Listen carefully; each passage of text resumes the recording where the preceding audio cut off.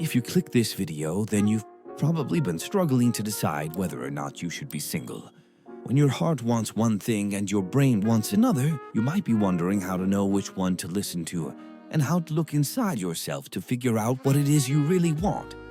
Being single can be tough, but sometimes we may choose to be single just to avoid the pain of rejection and abandonment. That's why it's important that we're sure we're doing the right thing for the right reasons before we hurt someone, be it ourselves or our potential partners. With that being said, here are 6 telltale signs that even though you might think you want to be single, your heart doesn't. Conflicting emotions, according to psychologist Dr. Bella Diolo.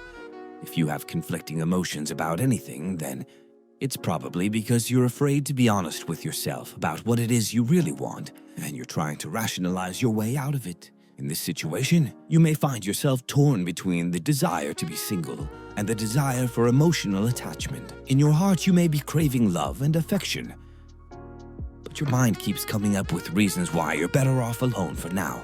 For example, relationships are too complicated, my last relationship ended badly, etc. Craving independence, so you think being single is a better choice for you because it allows you more freedom and independence. Well, despite whatever you may have told yourself, you can be in a relationship and still have your independence.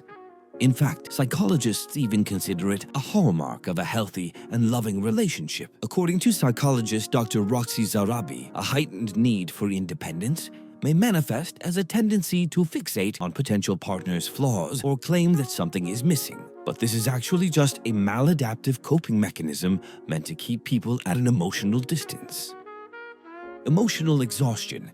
Another reason you may be struggling with being single is if you view relationships as more emotionally draining than fulfilling, says therapist Dr. Suzanne Lackman. Maybe it comes from past experience or observing the failed relationships of those around you. For example, if your parents were divorced or you have a friend who can't let go of a toxic ex, whatever it may be, it's wrong to overgeneralize these experiences. It's perfectly fine to need time to recharge in between relationships and just focus on ourselves for a change. In fact, it's a good thing. What's not a good thing, however, is if we're using this to disguise the emotional baggage we have about relationships and keep us from working through them. Lack of personal fulfillment. Similar to our last point, you may have convinced yourself that you should be single because your past relationships haven't brought you any personal fulfillment.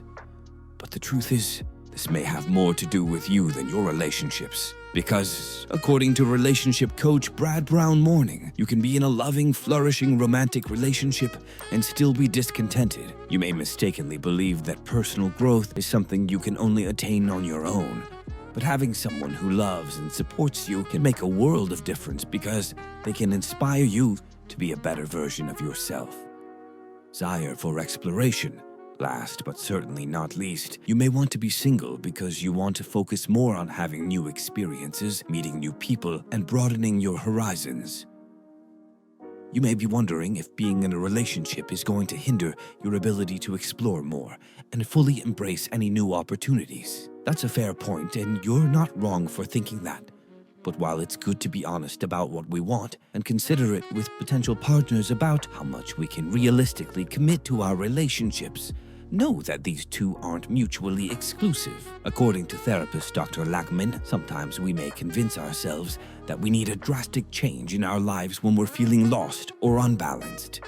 That's why some people move to a new city, quit their jobs, or end their long-term relationships. But until we get to the heart of why we're really unhappy, these will just be temporary solutions to a much deeper problem.